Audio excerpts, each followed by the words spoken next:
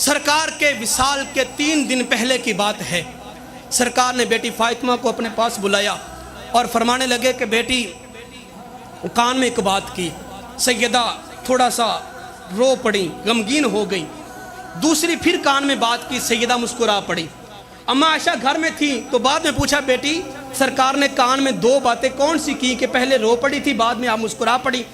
تو فرمانے لگی کہ اماں جان، سرکار نے مجھے پہلی بات یہ کی کہ بیٹی فاطمہ، ان قریب میں تمہیں چھوڑ کر، دنیا چھوڑ کر اپنے رب سے ملاقات کرنے کے لیے جا رہا ہوں۔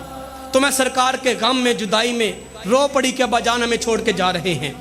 دوسری سرکار نے میرے کان میں یہ بات کی کہ بیٹی فاطمہ پریشان نہ ہو، میرے اہل بیت میں سے سب سے پہلے تو ہی میرے ساتھ آ کے ملاقات کرے گی، یعنی تیری میری جدائی کچھ زیادہ لمبی نہیں ہوگی۔ تو میں اس بات کے پہ مسکرا پڑی کہ چلو دنیا میں زیادہ مشکلات کا سامنا نہیں کرنا پڑے گا اور جدائی زیادہ برداشت نہیں کرنی پڑے گی۔ تو یہ بات ہوئی۔ ربیع الاول شریف میں سرکار کا وصال ہوا۔ آگے 2-3 ماہ گزرے، رمضان کا مہینہ آیا۔ یہ 3 رمضان کا آج کا دن تھا۔ یہ جو پیچھے رات گزری 2 اور 3 کے درمیانی رات، یہ رات ہوئی سیدہ فاطمہ الزہرا سلام اللہ علیہا رات کو جب سوئیں تو رات خواب کے اندر سرکار تشریف فرما ہوئے، سرہانے کے پاس کھڑے ہیں۔ تو سیدہ نے پوچھا، ابا جان آپ اس وقت میرے کاشانہ اقدس میں کس طرح؟ تو سرکار نے فرمایا، بیٹی تم سے ملاقات کرنے کو بڑا دل چاہ رہا تھا، میں چاہتا ہوں کہ تم جلدی سے میرے پاس آ جاؤ، میں تمہارا بے دردی کے ساتھ، بے صبری کے ساتھ انتظار کر رہا ہوں۔ اتنی بات ہوئی، سیدہ فرماتی میری آنکھیں کھل گئی۔ پھر میں نے ساری رات جو بقیہ تھی عبادت میں گزاری، صبح نماز پڑھی، نماز پڑھ لینے کے بعد گھر کے کام کاج میں نے جلدی سے کرنا شروع کر دیے۔ کھانا بنایا، گھر کے صفائی ستھرائی کی، تو بچوں کو میں نے نہلایا، اچھا لباس پہنایا، کنگھی کر دی۔ مولا علی جب گھر آئے نماز پڑھ لینے کے بعد، پوچھا فاطمہ آج گھر کے کام بڑے جلدی کر رہی ہو، کیا بات ہے؟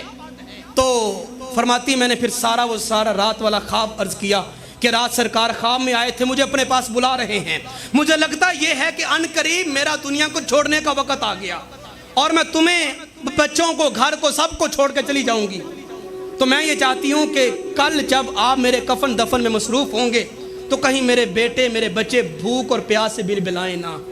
تو میں ان کے لیے کھانا جلدی سے پہلے بنا کے رکھ کے جا رہی ہوں، ان کو اچھا لباس پہنا کے جا رہی ہوں کہ 2-3 دن تک ان کا لباس پہنا رکھے۔ اور میں آپ کے خدمت میں یہ گزارش کرتی ہوں کہ آپ میرے بعد میرے بچوں کا لحاظ اور خیال اسی طرح سے رکھیے گا جس طرح سے میں رکھتی ہوں۔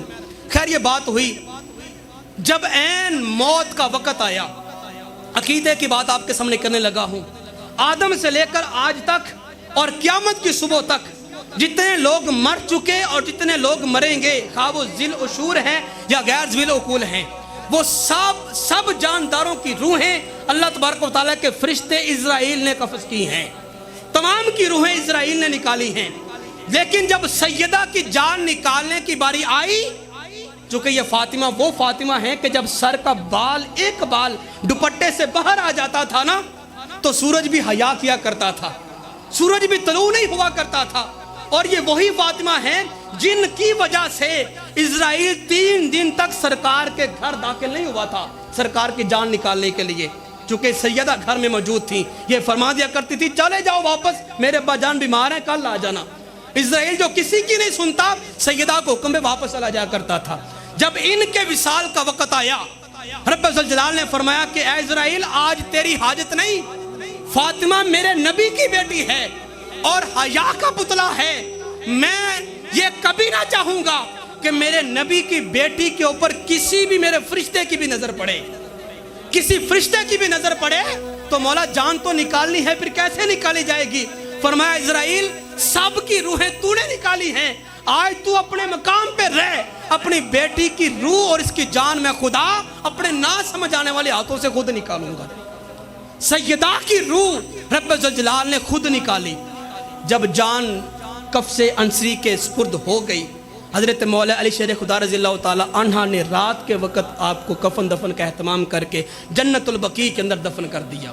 حضرت سلمان فارسی ہی فرماتے ہیں، آپ فرماتے ہیں کہ جب قیامت کا دن لگے گا اس وقت رب ذوالجلال کی بارگاہ میں اول تا آخر سارے انسان کھڑے ہوں گے، وہاں پہ ایک فرشتہ ندا دے گا، तमाम हजरात को मुखातब करके या माशरल जमई, मैदान हशर में जमा होने वाले ऐ सारे इंसानों, नक्किसू रऊसकुम व अद्दू अबसारकुम, आज अपने सरों को नीचे झुका लो और अपनी आंखों को बंद कर लो।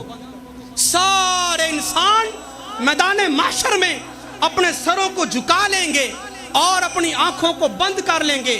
70,000 जन्नती हूरों के झुरमट के अंदर सैयदा फातिमा की सवारी पुल सिरात के ऊपर से गुजर जाएगी। हत्ता तमर्रु फातिमा बिनते मोहम्मद, जब आप वहां से गुजर जाएंगी उसके बाद वहां पे लोगों को सर उठाने का और आंखें खोलने का हुक्म होगा।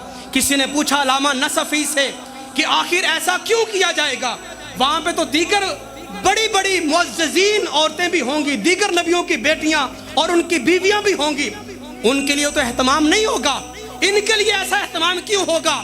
आपने बड़ा माकूल जवाब दिया।